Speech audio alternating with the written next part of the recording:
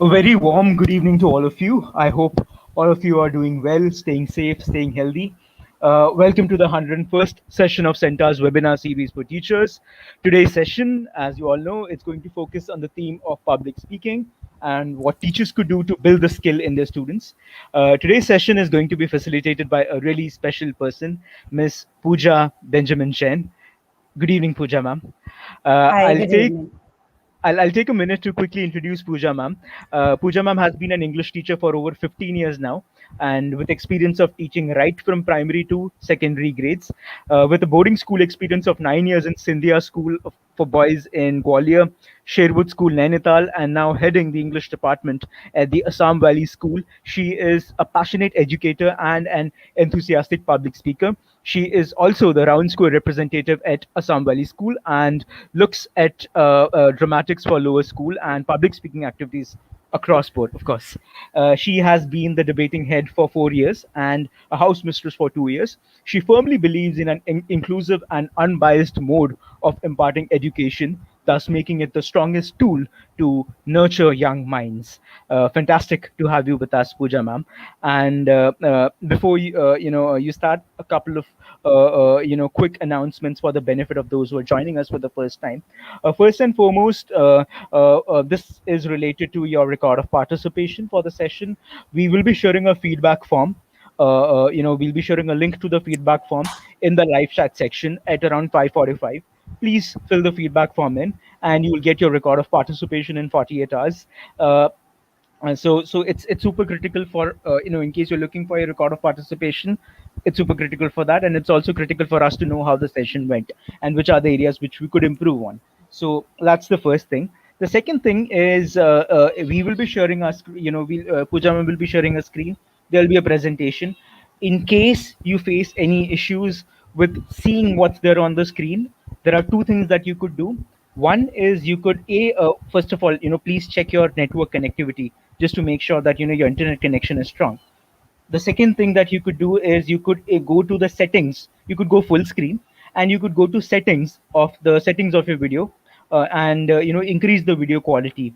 It very likely would be auto. So instead of auto, if you could increase it to 720p or 1080p, that'll be great. So that will make it much more clearer. So those are a couple of things that you could do in case you face any challenge with seeing what's there on the screen. So yeah, those are you know the drill. So that's how it is. So that's it from my side. Pooja ma'am, over to you. Thank you so much. Thank you so much, Karthik. Just let me check the audio quality. Am I clear, loud, and audible? Karthik, would you please assure me that I'm clear and audible? Yes, you are. I can hear you clearly, ma'am. Yes. Great, great. Good evening, everybody, and welcome to this webinar session on enhancing public speaking skills with me. I begin with a quote by Joseph Conrad. He who wants to persuade should put his trust not in the right argument, but in the right word. The power of sound has always been greater than the power of sense. Welcome again. Karthik, may I request you to share my screen, please? Yes, ma'am. Your screen is visible now. Yeah.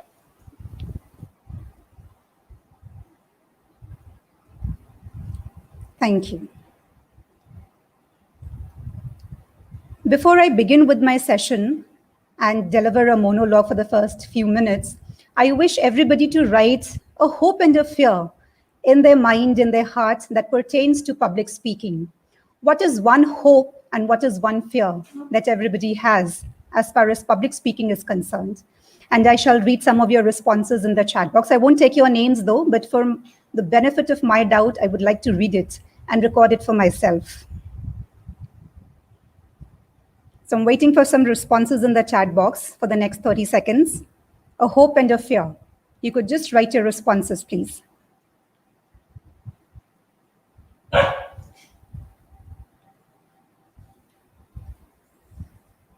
Nobody has any hopes and fears as far as public speaking is concerned?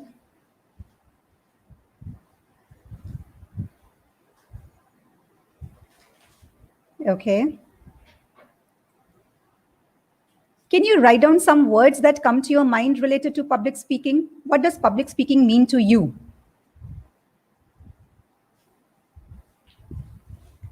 Quick, one word, two words, a phrase that comes to your mind when you think of public speaking. Any word, any adjective.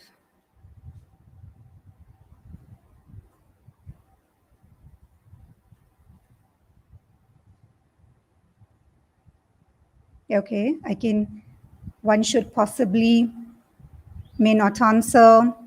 To express yourself, understand audience, communication, confidence, sharing thoughts, appealing, confidence, expression, getting your ideas across to many, speaking to strangers. Wow, fantastic.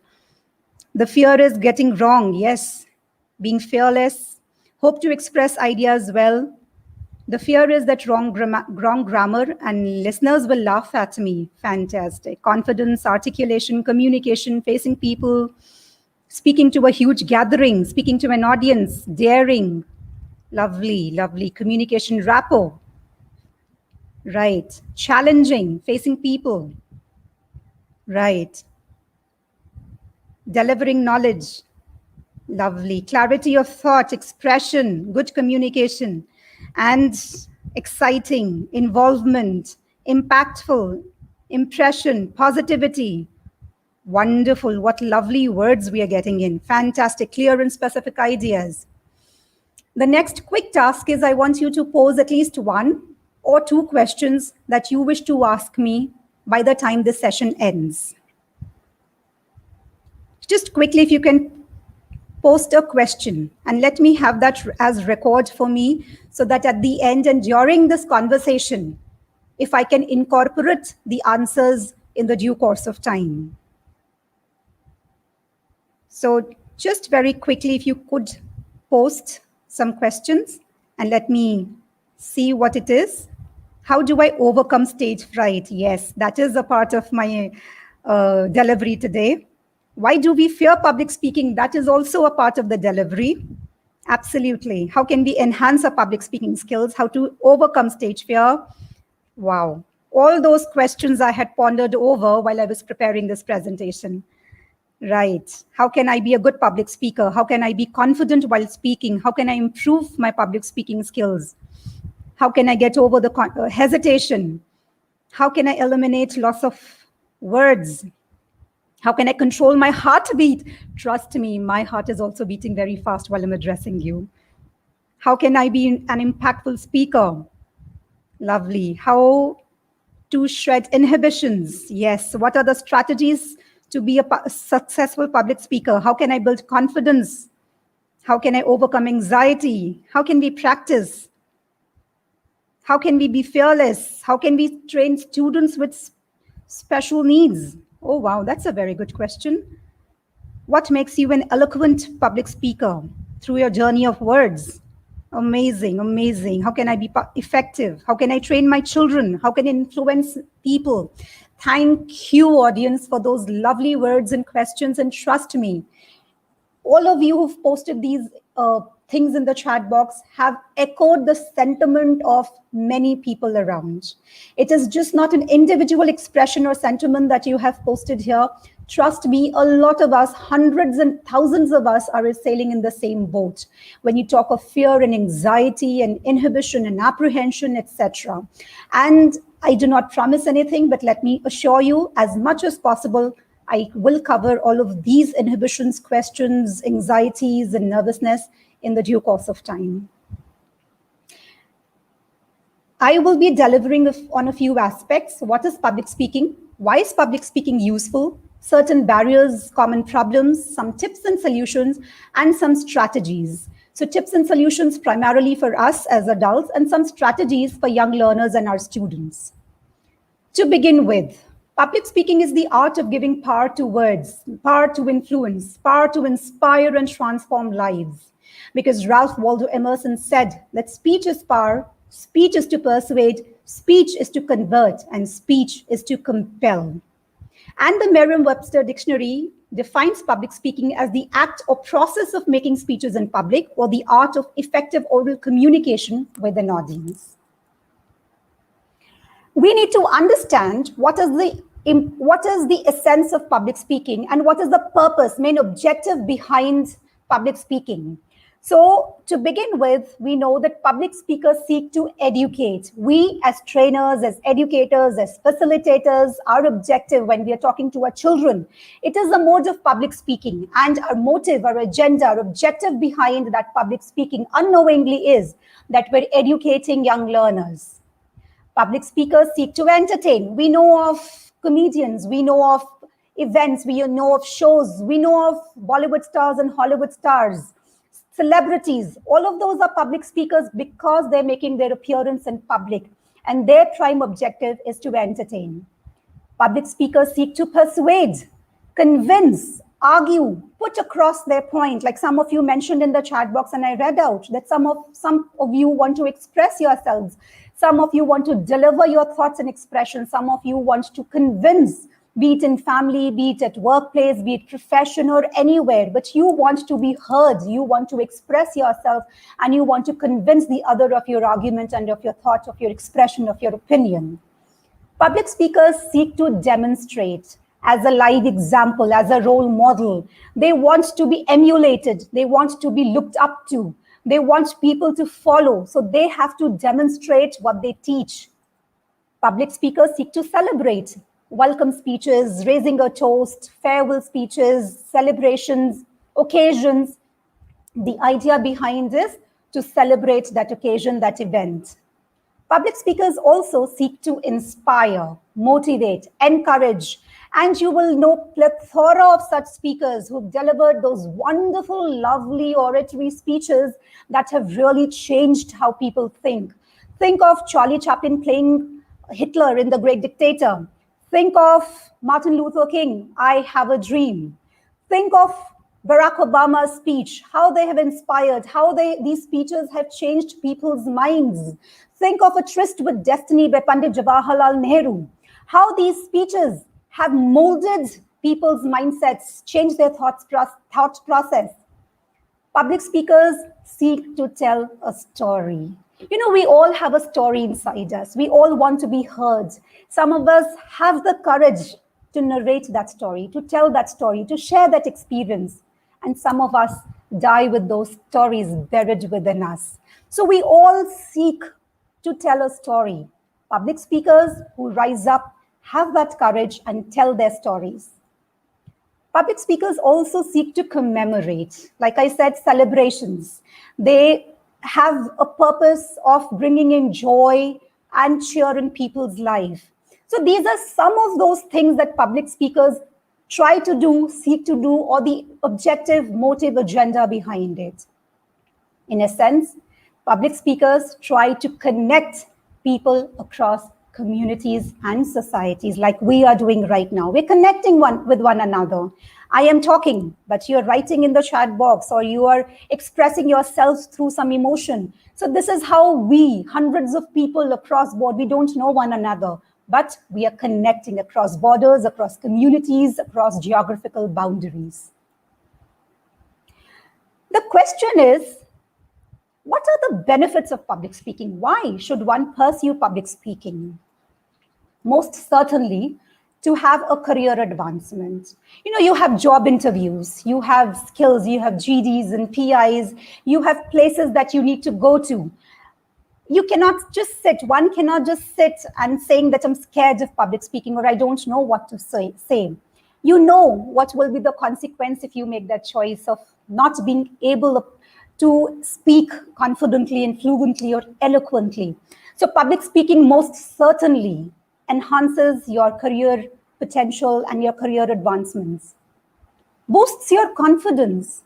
Obviously, if you've made a speech, and don't forget about a formal speech at a formal occasion, even if you have spoken to a stranger, like some of you said, or you've spoken to a friend or a colleague and convinced and persuaded and put your point across, how confident does one feel to have done that?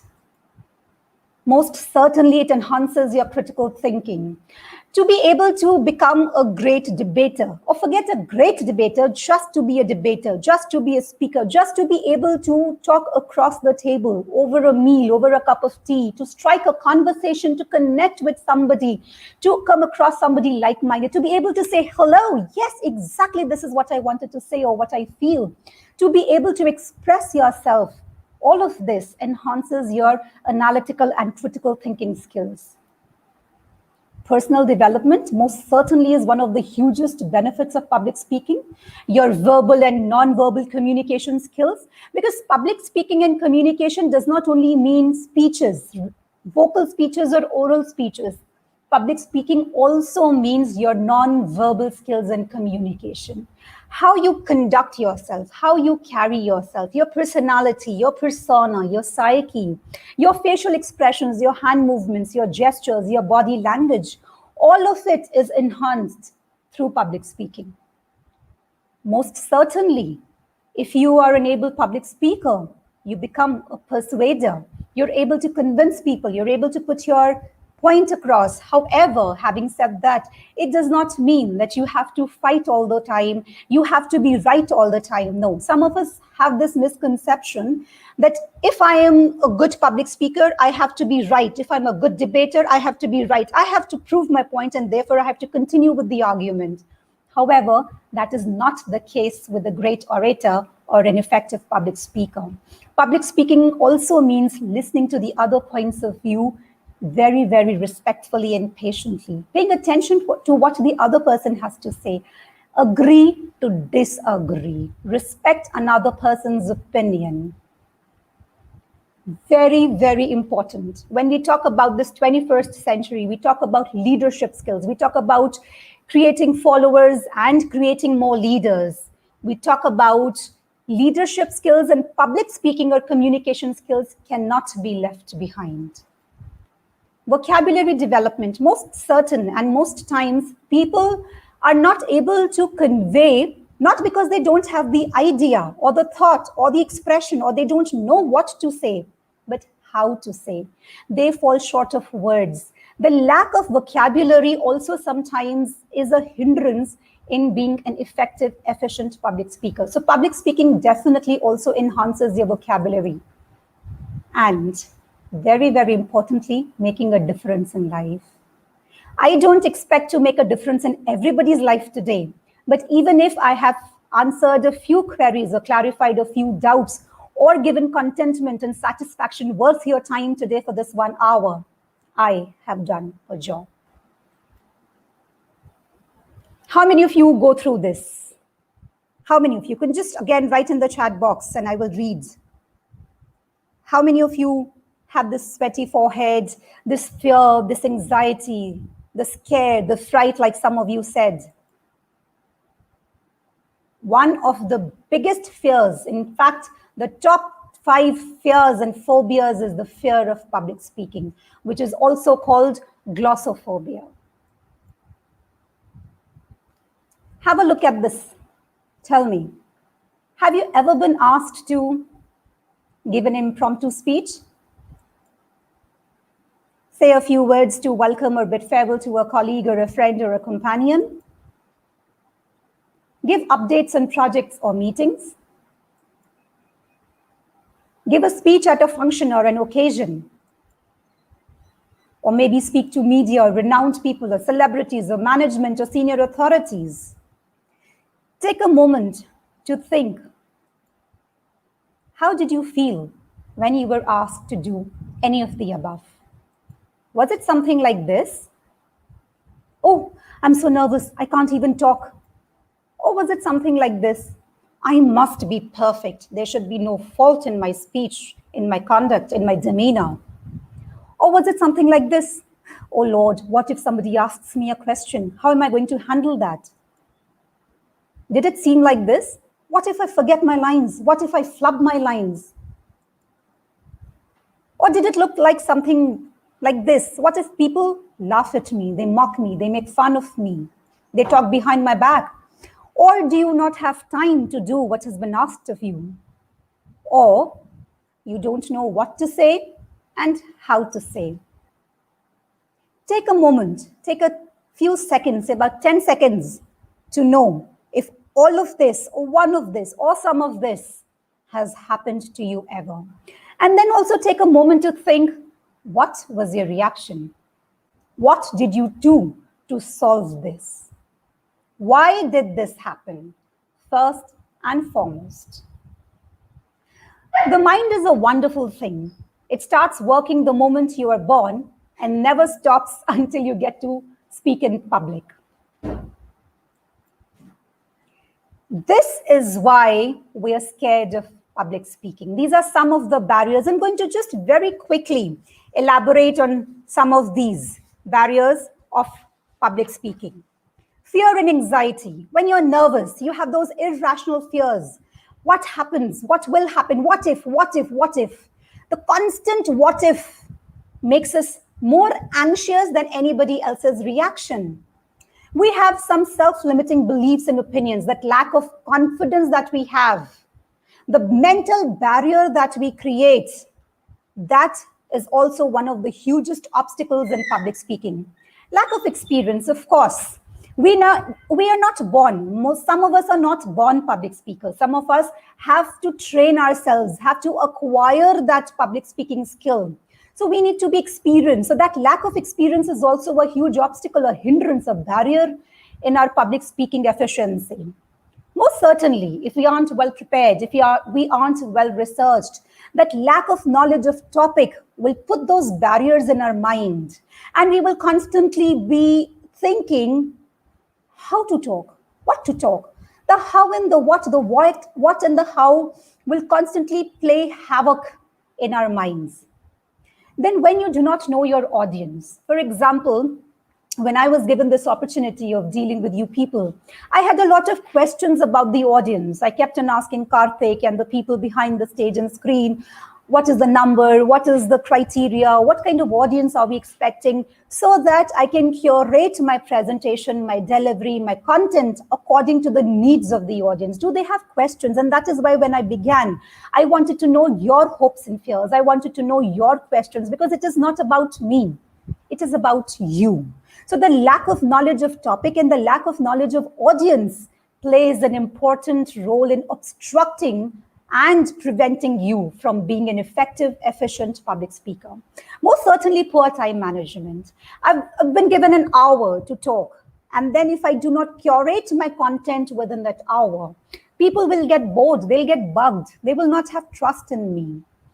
This era of technology, when we're exploiting technology, we definitely face technical breakdown and glitches. And that is a barrier, but that is definitely something not in our control. So we need to overcome that barrier of technical glitch and technical breakdown, not hold ourselves responsible for it. Lack of practice, planning, preparation, all of that, overthinking, all of that can hinder our progress and can be a huge mental barrier in the path of us being effective, efficient orators or public speakers. I'll take a moment to narrate a childhood experience with you all and share with you.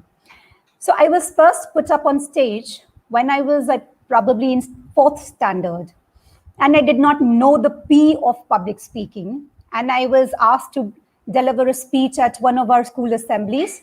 You will not believe me. After having practiced quite a few times, I intentionally twisted my ankle, told my teacher in the morning that I cannot go up on stage with the slippers and the bandage on. Please replace me. Poor teacher had no choice but to excuse me. And I still remember that first time. The second time I was put in an inter-school elocution when I was in the 5th standard. I was given another chance. I memorized a lovely poem, The Owl and the Pussycat, in that, I don't know if some of you may know that poem or not. And there was an audience of hundreds of people and students and competitors and rival schools and teachers and principals. I went on the stage and I went completely blank. I recited the poem, but I have no clue how I did that. I was so nervous and shaking underneath that I had no clue how I did. I did not win any prize though. And the only one person that I kept on looking at that time at was my teacher, who trained at me, because she was my beacon of hope at that time. She was my ray of encouragement at that time. So I only made eye contact with her and nobody else. And then my father pushed me so much. He scolded me, he told me, he inspired me, he encouraged me, he and the teacher delved so deep down into my anxiety that today I'm sitting here addressing hundreds of people on a topic that I was dead scared of at one point of time. And trust me, it didn't happen overnight. It took me more than 20 years to be able to overcome that fear with practice, with passion, with desire, and with the inspiration or encouragement that I had. So these are those barriers, audience, but we cannot stick to these barriers. We cannot hold on to these barriers. We have to move on. We have to break these barriers. We have to have some tips and solutions to overcome these barriers. And here you go with those solutions. First and foremost, whenever you're given a chance, pick a topic that you like, something that you're comfortable with, if you have a choice. For example, when I was asked to deliver this webinar session, I was given an array of topics and I chose something that I was most comfortable with, that is communication skills and public speaking skills. And until 30 minutes before this delivery, I was curating my content, I was rehearsing my content, and I was curating my presentation. So always talk to begin with on a topic, anything that you're comfortable with, that you can talk about. Know your audience. Like I said, your speech is about your audience. Your speech is not about you. This speech is not about me. It is about the people I'm addressing. So you have to delve a little deeper. You have to dig a little deeper into your audience.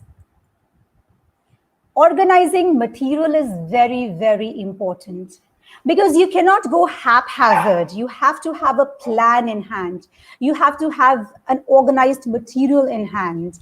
And for that, for example, what I do, a strategy that I always apply, I tell my students also, I tell my learners also, I tell people who talk to me and they need solutions and tips also, have a mind map. Do a lot of brainstorming. Make a few drafts before you do a final content. So always with your mind map and with your brainstorming, you will have rough content. Know your time, know your audience, know your topic, eliminate irrelevant things. If you have a 10-page content, eliminate repetition, eliminate things that you don't need, eliminate things that are irrelevant to your topic, to the time, to your audience. You'll be left with 7 pages of content. You think that is also too much? Go back again, eliminate. Eliminate again irrelevant ideas or repeated ideas or ideas you think will not make too much of a difference or an impact or an influence or will not inspire, encourage, or motivate. Eliminate. You will then be left with some content. Curate that content. Organize your material. Know your beginning, know your body, content, and end. That will serve the purpose. Very, very importantly, because we are so scared and we fear that we will forget our lines, we will forget our matter. Do not read unless you really have to. For that, there is a strategy again, which I will cover up. Use of voice modulation, hand gestures is very, very important. Now imagine this. I will narrate a fairy tale to you in 2 different voices. Think, recall, remember, connect. Which one do you find more effective? Once upon a time, there was a prince and there was a princess. They were madly in love with each other. They fell in love with each other at first sight. They wanted to marry each other, but their parents were against their love affair. They eloped, got married secretly. This is one way of narrating. Listen to this. Once upon a time, there was a beautiful princess and a handsome prince. They fell in love with each other at first sight. They were madly, deeply, and passionately in love with each other. They wanted to marry. Alas, their parents were not in their favor. they had to elope and secretly got married. They lived happily ever after. Please post in the chat box if you know. Yes, I can read it. Second one is more effective. Yes, second one is more effective. Second one, I can read it in the chat box. Second one is better. And you know why. You know it. If you say the second one is more effective, then you know why. Yes, expression, voice modulation, absolutely correct. So if you have that intonation in place, if you have the voice modulation in place, if you have your eye contact, if you have your hand movements and gestures and body language in order in place, trust me, your presentation is absolutely in order. You are on the right track. Grab attention. Your beginning and your close has to be dynamic. You cannot just begin very boringly and end monotonously without any dynamism added to it. Humor, stories, sarcasm, and dramatic pauses is something that adds a lot of flavor, spice, and masala magic to your speech. Like I said, when I narrated the story and shared this tale with you all of my childhood experience and how I was put up on stage, you know, some of you might be closing your eyes and thinking, oh, yeah, that's my story too. Oh, yes, exactly. I went through it too. You're able to empathize. You're able to connect. You're able to understand that you are not alone. You know that we are all in the same boat. And public speaking is not a huge taboo. It can be overcome. We all can be effective, efficient orators and public speakers. We all can make a mark on our listeners, on our learners, on our students, on our audience, on strangers and people around. We just need to know the right method, the right manner, the right strategy, and the right technique to be able to do that. So being a little dramatic is not any harm. It is, in fact, a little bit of spice adding on to it, and it adds on to a little flavor to your speech and to your content. Confidence and smile is what adds on so very effectively to your speeches.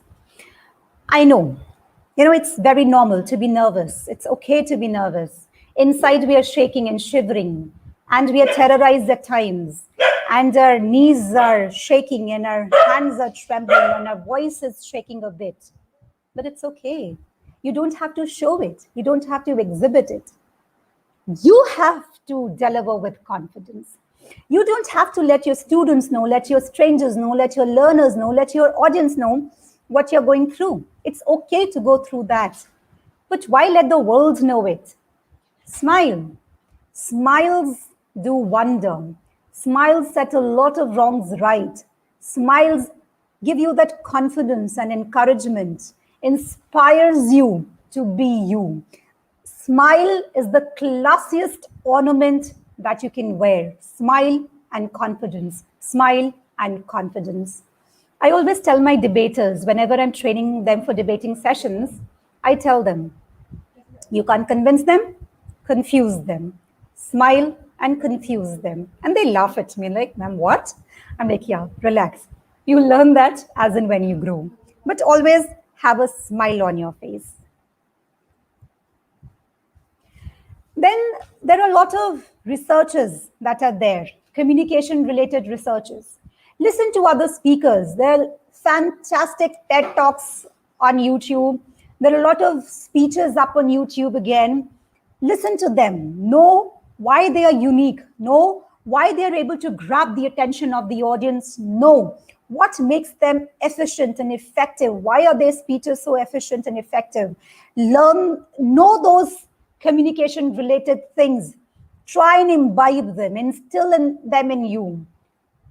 And trust me, you will be fantastic speakers.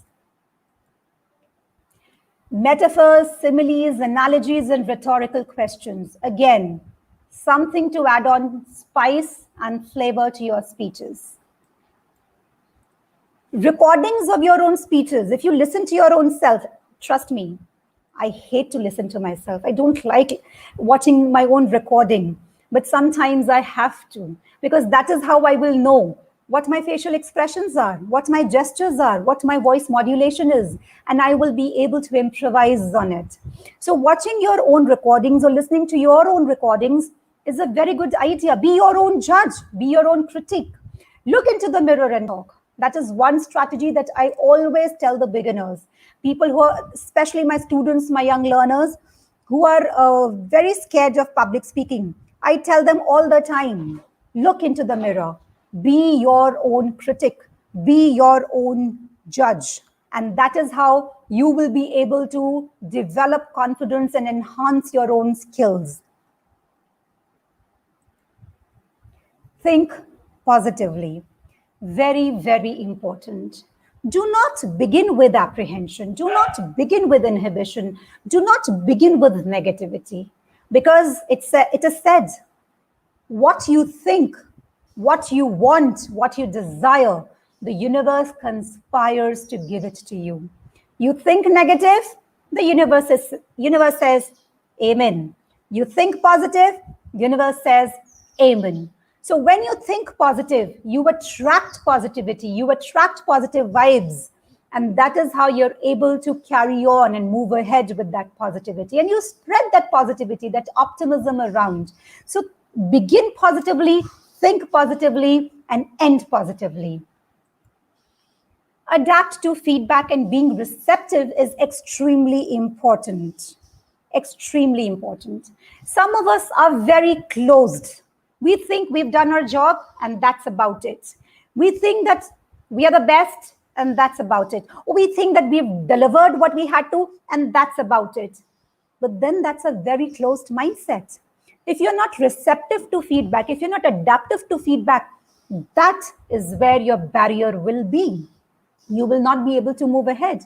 So being open to discussions, to talks, to communication, to feedback is an open mindset, and that is where your progress lies. Nervousness is normal. Face your fears. Dar ke aage hi to jeet hai.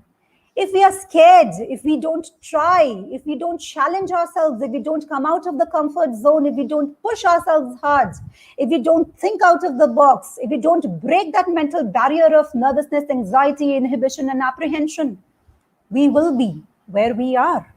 So it is best to face our fear.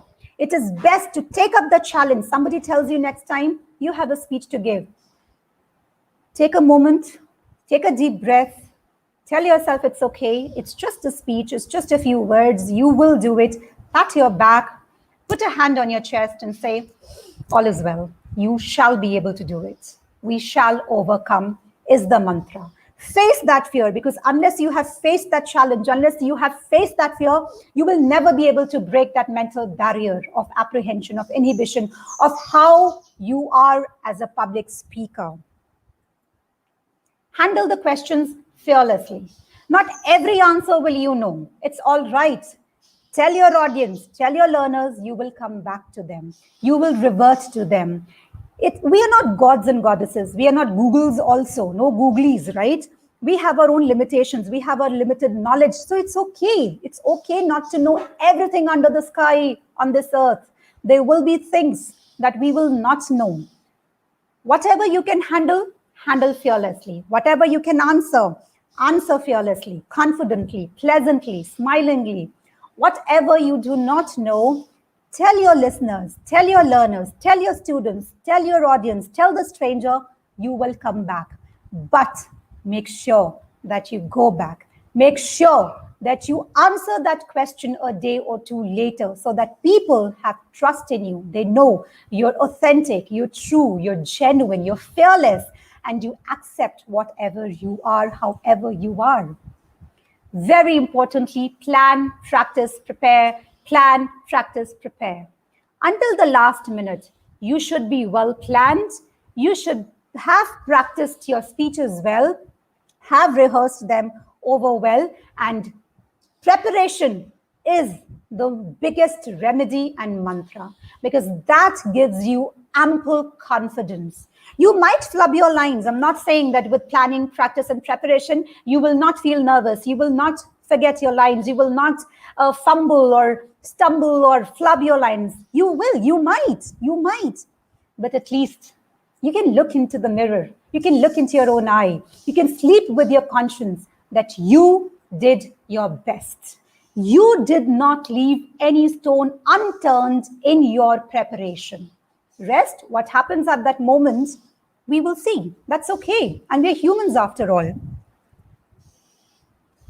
Very importantly, do not be fake or pretentious.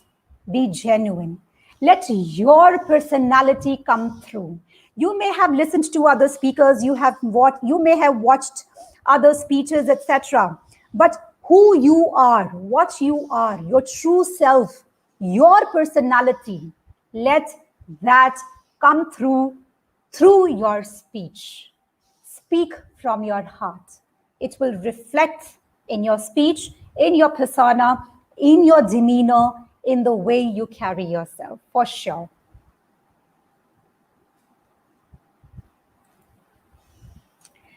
Here I will talk about a few strategies and this is especially for teachers, to handle students and young learners, facilitators and educators. These are some strategies of enhancing your public speaking skills and your learners and students' public speaking skills. I did that with you, hope and fear. As teachers, as educators, as facilitators, we can do that with our students also. When we're beginning with a new topic, with a new activity, ask your learners to write one hope and one fear pertaining to the activity so that you can connect with your audience, you can connect with your learners. Have one word description. For example, as an ice-breaking activity, this is what I do when I meet strangers. I mean, if this was a communicative session, I would be doing this activity hands-on also with you all. However, you can do that in the chat box and I can read it out. So I ask, when I meet some people for the first time, define yourself using a positive adjective beginning with the initial letter of your first name. I repeat, define yourself using a positive adjective beginning with the first letter of your first name, the initial letter of your first name. For example, I'm Pooja. Pooja is my first name. P is my initial. So I say positive Pooja. So write down in the chat box an adjective beginning with the first letter of your first name. Unique Usha, noble Nalini, talented Tarun, wonderful. Elegant Elena, wow, lovely. Humble Harpreet, motivating Monica, wow, so many responses. Honest Hemant, graceful Geetika, innovative Inderjeet, smart Shivani, determined Deepti, ambitious Aisha, adorable Aarti, active, supportive, jolly, humble, smart, young, joyful, rational, romantic. Wow, fantastic, lovely. So this again you can use as an ice-breaking activity. Silent, attentive, simple, charismatic, respectful, sagacious, resourceful, marvelous, brilliant. Look at the vocabulary that we are building for our young students and young learners. Look at the number of adjectives that we can build up as a vocabulary bank for our learners and students and to get to know one another better. So now you know that I'm positive Pooja. Always do a visual or a mind map. Very, very important for any topic, especially when I'm teaching language topics, because I'm a language and a literature teacher, especially when I'm teaching compositions to my students and my young learners. So I always ask them to do mind map. I tell them, make some clouds, bubbles, boxes, and write every thought that is coming to your mind. Do not eliminate any thought. Make a mind map, make arrows, make boxes, bubbles, clouds, whatever, a flow chart, anything that you want to make, but make a mind map. Put down all the thoughts that come to your mind and then start eliminating. So brainstorming, visual map, mind map, or a flow chart is very important, especially when you're doing, you're preparing a speech or a composition or a writer. Then you're able to come up with relevant points and relevant content. Me in a different way.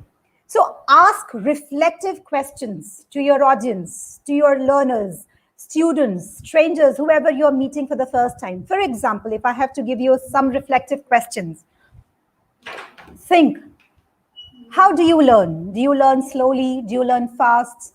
What is the technique that you learn with? Audio, visual? Or when was the last time that you felt joyful, that you felt happy or sad or anxious? So when you ask some of these reflective questions to your audience, your students, your learners, you get to know them in a different manner. Mental barriers are broken, inhibitions are broken, apprehensions are broken, anxiety is broken, fears are broken, and we come to a common ground. We connect with each other. How are you feeling right now? Let me see in the chat box. Just one word, one feeling that you're feeling right now. How do you feel right now? Me in a different way, you in a different way. Somebody says happy. Okay. Helpful, right. Energetic, great. Excellent. You feeling powerful, courageous, super. Thoughtful, yes. Energized, happy, positive, elevated, informative, confident, motivated, empowered, blessed, excited, encouraged. Fantastic, superb, proud. Wow, peaceful, lovely, lovely, enriched, exuberant, delightful, receptive, enthusiastic, responsible, refreshing. Wow, wow, what lovely words. See how we connect with one another, how we are echoing one another's sentiments. Just a minute, or word spin is another activity. So just give a topic and give a minute to think and ask your student or your learner, your speaker to speak on that topic. You could do this a theme-based also. So for example, we meet our students once in a week. I do this activity with my students once in a week, calling it just a minute or word spin. So we take up a theme. So for example, this week's theme on Saturday would be, say, hobbies.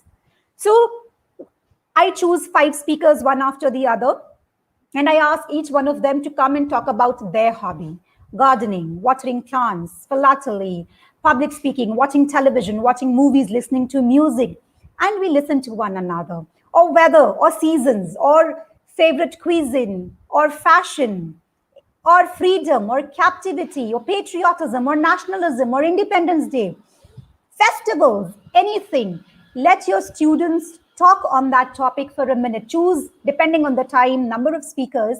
So while I am talking, I have given another person a topic to think on. So it's a simultaneous process that goes. I am talking, another person is thinking. That person comes and talks, another person thinks. And the cycle goes on for however long your activity is. The road game. Now, what happens in the road game is, ask your learners, your students, to walk around, to observe things around, and tell them to visualize, either draw or write whatever they have observed. So, this is for multi-talented. When you have a class with multi-abilities or skills, when we talk about, so you have some children who will draw. You will have some children who will just write words. You will have some children who may write sentences. And you will have some children or learners or students who can even describe, define. So this will function very well in a multi-talented class where you have children with different abilities or multiple abilities. And this also enhances memory and the visualization power. The oink game. Now, this is also one of very good ice-breaking activities. So what happens is, this can be played in 2 ways, either in numbers or like a memory game, right? So we say 10 people sitting around in a circle, and everybody has to skip multiples of 3. So every time the multiple of 3 falls on the person, he or she skips the multiple of 3, and instead of saying the multiple of 3, says woot or oink. So 1, 2, oink. 4, 5, oink. 7, 8, oink. And you will see laughters, peals of laughter pouring in, because somebody or the other will say something or the else, or miss the oink or the woot, or say the number or miss the number. And that is, again, creating a non-threatening environment, creating a safe environment for your students, for your learners. What am I? This is a very popular game. We all must have played it in our childhood or do it. So you ask your learners or students to think of a character. You could say historical characters or mythological characters or cartoon characters or Avengers characters or Bollywood celebrities or politicians. So for example, I have chosen a character and I will give 2 to 3 or 4 clues for my listeners or my audience to guess who am I or what am I. This also serves as a great ice-breaking activity or plenary activity. And you can embed, if there are some history teachers or literature teachers or political science teachers, you can embed it as a plenary activity or connecting activity to your content also, to your text also, where if you're talking about mythology or history or literature, after having completed a particular text or a particular part of the text where a character is featuring in heavily, have this game play with the kids. Balloon debate and turncoat debate is something that I do quite often in my debating session. So what happens in balloon debate is, have your students imagine a balloon flying high up in the air and have 5 imaginary characters. Say, for example, you have a politician, you have a doctor, you have a teacher, you have a fashion designer, and say you have a historian. All of these 5 characters, 5 people are up in the air balloon, flying high in the air, and all of a sudden, the balloon faces a technical glitch. And one person needs to leave the balloon, jump off. So you have to have this debate on all the characters, assign 5 of your students or learners as these 5 characters, and everyone has to critically, analytically think and argue for themselves, fend for themselves. Why should a doctor be on the balloon, or why should a teacher be on the balloon, or why should a politician live, or why should an architect live, or why should X, Y, Z live? And this enhances a little digging, a little bit of knowledge, and a little bit of, not a little bit, in fact, a great amount of analytical and critical thinking skills. Turncoat debate is when on the same topic, the speaker has to speak for a minute or 2 in favor and for a minute or 2 against. So it is the same topic. God exists. God exists. Now I have to speak in favor of the topic. Yes, God exists. And against the topic. No, God does not exist. So the same speaker is speaking in favor of and against the topic. Role play and hot seat again works fantastically well with literature, history, and mythology. I do it so often with my children. So you have William Shakespeare, who's written so many plays and sonnets, dead 500 years ago, but we are still studying his plays, right? So I have one of my students or learners as William Shakespeare put on the hot seat. And here you go, Mr. Shakespeare.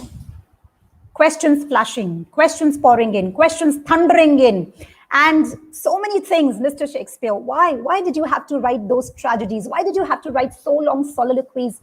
Why did you have to do this? Why are we studying you? Why is it for examination purpose?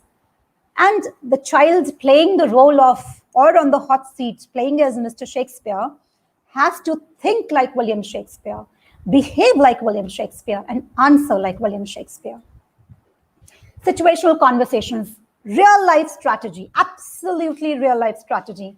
So there are situations where we fumble, where we are flabbergasted, where we really can't talk. We meet a stranger, how to greet. We are at a party, how to greet. We have to bid farewell, what to say. We have to pay condolences to someone. Oh my God, we start biting our fingers. We go to a shopping mall, we go to a grocery store, we are asking for directions, we are asking for a confusion, clarifying a doubt or a query. On a phone call with a call center person, we have to make a phone call asking for help or anything, a wrong call, false call, anything. Those are those situations, daily life situations, day-to-day situations where we need to talk, and all of this comes under public speaking. Some of us can. Some of us, we fumble. We think, what, how, why, where, why me? So practice those situational conversations. There's a plethora of resources online where you can have those situational conversations and have two of your children. Interviews, parent-teachers meeting, an employer and an employee, an appraisal, a feedback session, anything. Anything and everything is a situation. Memory game, very, very important, enhances your memory. I went to the market and bought. And have your children buy countries, flowers, vegetables, fruits, colors, anything, and tell them to keep on adding. So I went to the market and bought India. Another person says I went to the market and bought India and Pakistan and so on and so forth, till the time somebody makes a mistake. And then you have a winner at that. Storytelling. Trust me, storytelling is such a powerful weapon and tool. Word by word story or sentence by sentence story. So when I take my dramatics classes or my language classes, I once in a fortnight or say once in 3 weeks, I have a composition writing or a storytelling. So I say, okay, one of you start. Once upon a time. Another person adds on. Another person adds on. Another person adds on, and likewise and so on and so forth. And the person who started with the story or the concept or plot in mind, and by the time the last sentence is said, it's complete 360-degree turn. But that is how, again, children connect.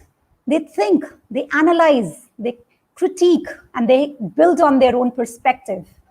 Show and tell. Have your students in this online mode. Tell them to pick up an object.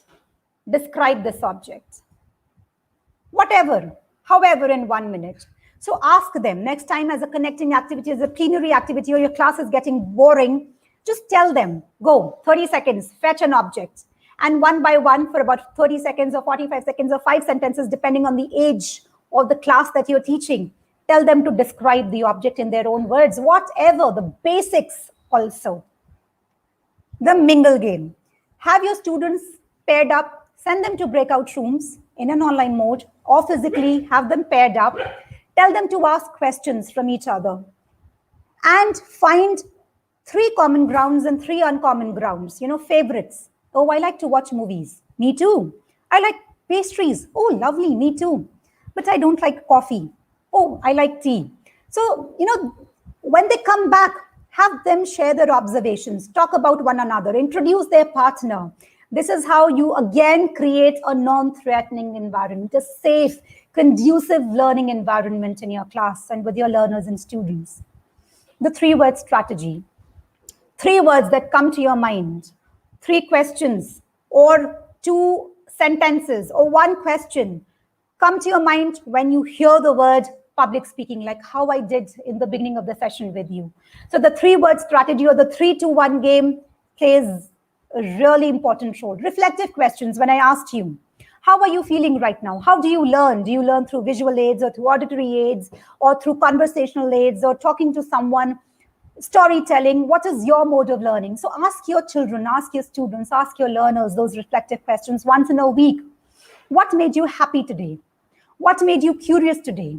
What was it that you liked the most in today's class? What do you want to find out more? What did you already know?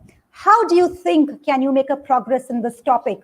Ask those reflective questions once in a week. Have them reflect on their own learning. Have them take an accountability, responsibility of their own learning. Twisted ending to fairy tales. All fairy tales, the damsel in distress is rescued by the prince galloping on the horse. Rapunzel, Snow White, Cinderella, Thumbelina, the Beauty and the Beast. Have a twisted ending to the fairy tale. Tell your children, whatever literary text or historical text you're teaching them, tell them, if you were to end this, how would you do that? What if Britishers never came to India? What if the World War I or World War II was never fought? What if World War III breaks out? What if coronavirus had never broken out? What if there was no pandemic? What if there were no natural disasters? What if? What if I forget? What if I remember? What if I do not remember? What if I fall down? Ask these what if questions and have your children, have your learners, have your audience talk about it. Big fat lie. We know statistics, we know data, we know what is what, but have your learners, your children, come up with their own assumptions, with their own big fat lies. How did the zebras get their stripes? How did the leopard get the spots? Why do you think the cheetahs are the fastest or swiftest running animals? Why is the dinosaur extinct? Have them come up with their own concept and assumption. Whenever you're doing public speaking sessions and speeches sessions, have external judges come and observe. That gives authenticity. That gives authenticity and genuineness to your session. Watch videos and TED Talks. Very, very importantly, there are a lot of YouTube videos and YouTube TED Talks on public speaking and speeches. Like I said, you'll find them, listen to them. Read, read, read. Roald Dahl's poem Television emphasizes a lot on reading. That is one of the strongest weapons that we have today. Watch a lot of good English movies if you want to build on your pronunciation, your vocabulary, your intonation, your modulation, clarity, and audibility.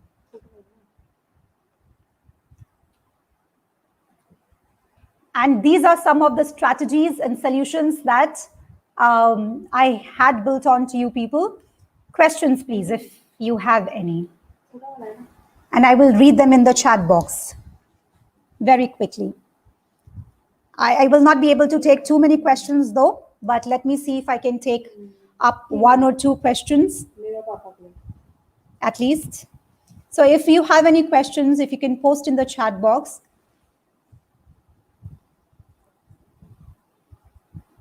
The oink game. Okay, somebody wants me to repeat the oink game. So what happens is, in the oink game, you have your learners or students sit in a circle. And you say, we will quickly, we will call out numbers, 1, 2, 3, 4, 5, 6. But on whoever's turn falls the multiple of 3, that child, the student, will not say the multiple of 3 as a number, but will say oink. So 1, 2, oink. 4, 5, oink. So this, for 2-3 minutes, just to build on the rapport, build on connectivity in the class, you can play this game. So is there any other question that you have? You can post it in the chat box. I'm glad to read all of those comments, but I'm looking for questions, please. If there is, how to prepare for the unknown. How to prepare for the unknown? Trust me, nobody is ever prepared for the unknown. You just have to tell yourself it's all right. We'll be prepared for the coronavirus breakout. We'll be prepared for this pandemic for over a year and a half now. We'll be prepared for these online sessions as educators and facilitators. We aren't. What I will suggest to you is, do not bother about what is not in your control. The unknown is not in our control. Take care of what is in our control, what we can do. Is there any other question that I can take from the chat box? How can we integrate your suggestions in science classes? Okay, so some of these you can integrate, for example, role play or hot seats. Okay, somebody wants me to play these are the activities that I had displayed. So in your science classes, you can do storytelling, you can do show and tell. You can have twisted ending. If not to fairy tales, you can have a twisted ending to an experiment, to a chemical formula maybe. If we combine, or if we mix this with this, imagine what will happen. Have your children imagine those experiment choices and results. You can have role play. You can have hot seats. Einstein on hot seat, Newton on hot seat, Madame Curie on hot seat, Alfred Nobel on hot seat. Have your children think like Alfred Nobel. For example, I am on hot seat as Alfred Nobel. How am I going to talk like him? And trust me, for this, they will have to read the biography of Alfred Nobel or Einstein or Newton or Madame Curie for that matter. Is there any other question? Do you recommend any book for improving public speaking? There are a plethora of them, trust me. When I was in college, I was reading a lot of, I read You Can Win by Shiv Khera, a highly motivational, inspirational, and encouraging book. Then by Dale Carnegie. There are a lot of books by Dale Carnegie and by Robert Schuller. Lot of books on failure, on success, on tough times do not last, but tough people do. Tricks for slow learner. For slow learners, storytelling is very effective. Reflective questions is very effective. The 3-word strategy is very effective. Ask your slow learner just to give you one word or 2 words on the topic that you flash on your board or on your screen. Let them take their time, but let them come up with one word at least. Tell them to hold a pen and describe a pen. Talk about a pen for a minute or 30 seconds. Reduce the talk time for them, or reduce the thinking, or maybe extend the thinking time for them. And that is how you will be able to bring your slow learners to at par with the other class.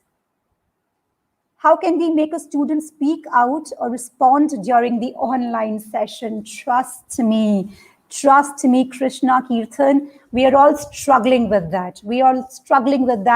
But the only way to do that is to reduce teacher talk time. To come up, there are a lot of online tools, which you can embed in your teaching sessions. And that is what I do to ensure maximum engagement, involvement, and participation in the online session. Because like I said, this is not in our control. Sitting back at home behind the screen, what they are doing, what they are watching, what they are talking, whether they are there or not, it's not in our control. What is in our control is embedding strategies for active learning and teaching in our sessions. Mentimeter, yes. Mentimeter, Padlet, quizzes, Kahoot. They're very effective tools. Google Forms. You can track down the progress of each and every learner, and you will be able to track whether your learner is in the class or not. How to play icebreakers. Icebreakers games you can play either in the beginning of an activity. So for example, you are getting on with a new class. You have 20 new faces in the class. So have an icebreaking Mingle game, show and tell game, storytelling. Have that with your as your icebreaking activity or session. I will take the last question, please. Online tools. So Mentimeter, quizzes.com, kahoot.com, and Google Forms is something which is very effective. You can trace and track individual learning through these tools. Center will share my email ID with you. If you have any further queries, you can please reach out to me on my email. Karthik, I think we are done with this. And if there are any more questions, I'm more than happy to share it with my audience. Sure. Thank you. Thank you so much. Thank you so much for an amazing session, ma'am. And this is something which I always tell the facilitators after a session has really gone well to do is, at night, go through the live chat once again and feel good about it, because there's so many, thank you messages, so many comments appreciating the fantastic session that's just happened. So thank you so much, ma'am. And it was really good. It was really good. Thank you once again, and thank you to all of you. And I could see that there were more than 1,000 of us who were live and watching the session. So thank you so much for taking out time on this Thursday evening and attending the session live. I'm sure you loved it, and yeah, as always, please do share the link with your friends and colleagues.